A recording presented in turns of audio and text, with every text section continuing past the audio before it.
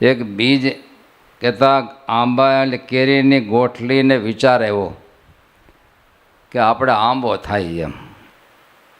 કેરીની ગોઠલીને વિચાર આવ્યો કે આપણે આંબો થાય એમ. એટલે આજે બધું પૂછવા માંડે, ભાઈ આંબો થવો હોય તો શું કરવું પડે? આંબો થવો હોય તો ક્યાં જવું પડે? અમેરિકા જવું પડે, લંડન જવું પડે, મંદિરે જવું પડે? આંબો થવો હોય ક્યાં જવું પડે? ધરતીમાં સમર્પિત થવું તો કે કેટલી ઘડી સમર્પિત થવાનું? સંપૂર્ણ. એ તો માટી ભેગું માટી થાય ત્યારે આંબો બહાર આવે. તો આપણે ભગવાન મેળવવા હોય તો ક્યાં જવું પડે? ક્યાંય નહીં, એના ચરણોમાં સમર્પિત થવું પડે. કેટલું સમર્પિત થવું પડે? 5%, 10%, કેટલી વાર એમ? આપણને એમ થાય કે આટલા વર્ષથી સત્સંગ કેટલા વર્ષ આમનામ કરવાનું? હવે કેટલા વર્ષ પૂજા કરવાની, કેટલા વર્ષ લહણ ડુંગળી નહીં ખાવાની, કેટલા વર્ષ માવો નહીં ખાવાનો? આનો કંઈ આમ છેડો ખરો? માંદા પડ્યા હોય ને તો ડૉક્ટર આયુર્વેદ એમ કે આટલા સમય તમારે દહીં નહીં ખાવાનું. એની પરેજીનો કંઈ અવધિ હોય.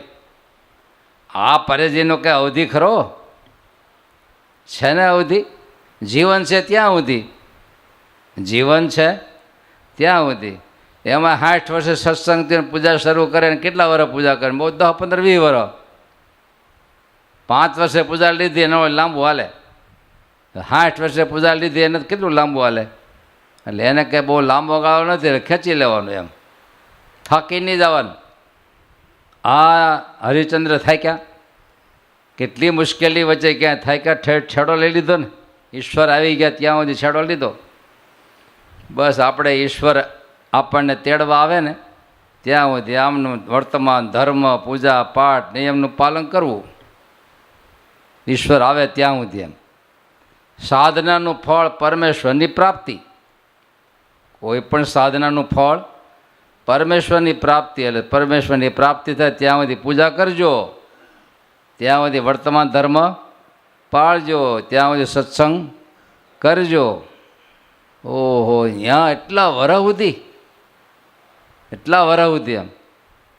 હવે આ કરવાથી ફળ તો મળે. બળદિયાએ પૂછ્યું મારે કેટલા વરહ સુધી ધોરું ખેંચવાનું?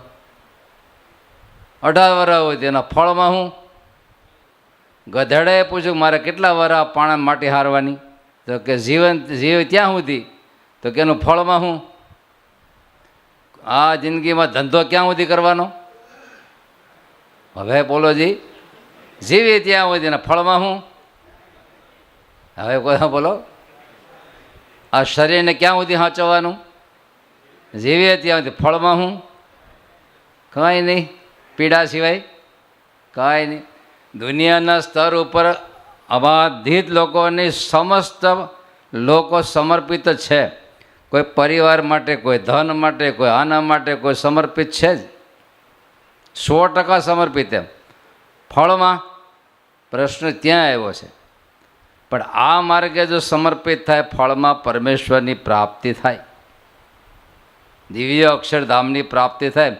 ઓલામાં તો કાંઈ પ્રાપ્તિ નહીં. ગોધો જોડાણો જેમ જન્મવું ને જીવવું ને મરવું, જન્મવું જીવવું ને મરવું, જન્મવું જીવવું ને આ રેન્ટ ચાલ્યા જ કરે. ક્યાં સુધી? અનંત યાત્રા સુધી. જ્યાં સુધી અક્ષરધામમાં જીવ નહીં પહોંચે ત્યાં સુધી યાત્રા ચાલુ રહે એમ.